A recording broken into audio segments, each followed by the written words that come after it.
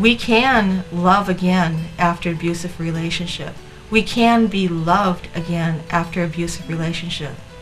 But only when we can see ourselves, and only when we can take ourselves out of the cycle of abuse and come into the light and step out of shame.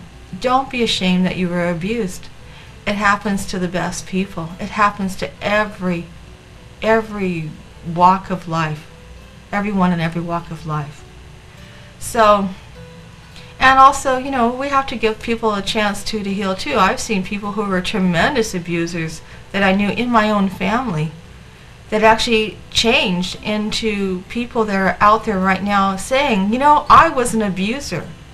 I did this to my children. But, I really was a creep, and they talk about it, and they made a difference in their lives, and they have made a difference in the lives of others. So everyone does have a chance. If you are in an abusive situation though where you are life-threatened or whatever, you have the decision to make a telephone call and to get some help and get away from these people. And I know it's hard to get away from people who are abusing you because you're afraid they're going to kill you. I went through that in my own relationship.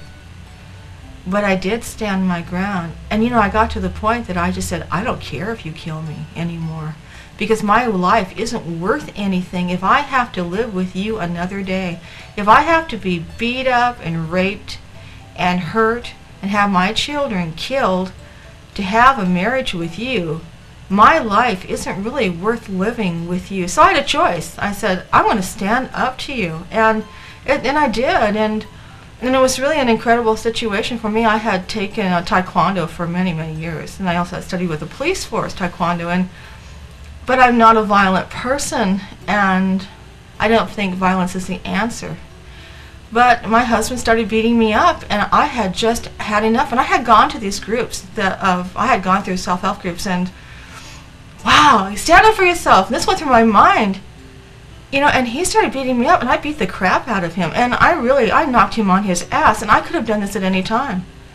And I'm not proud of what I did, but I remember beating the shit out of him, and I said, now, how does it feel, you son of a bitch? And he was on his knees. He was absolutely shocked. And I left him, and I never went back.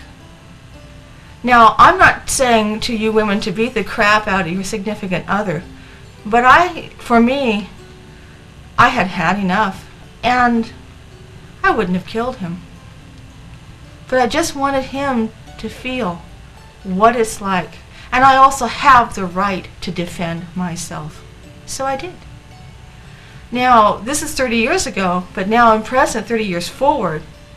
I have a great life. My life is full of wonderful people and positive people that support me and don't enable me, support my positive attitudes, support me, and I support them too. I have no problem having an intimate, wonderful, loving relationship with a man because I consciously realize that not all men are creeps. There are good men out there.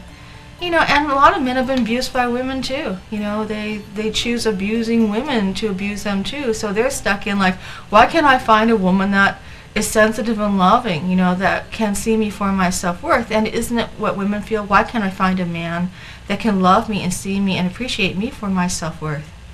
But it begins with you. It begins with you finding out that you are worth it and believing that you are loved and you are worth it. No matter where you've been, you're worth it. So take a positive stance. Grow. Don't drown in your own poison. Don't drown in the poison of the past. Go forward. And I'm not saying forget the past. I'm saying remember it, but grow from it. And be strong people that can make a difference in your own life and in the lives of those around you. Thank you.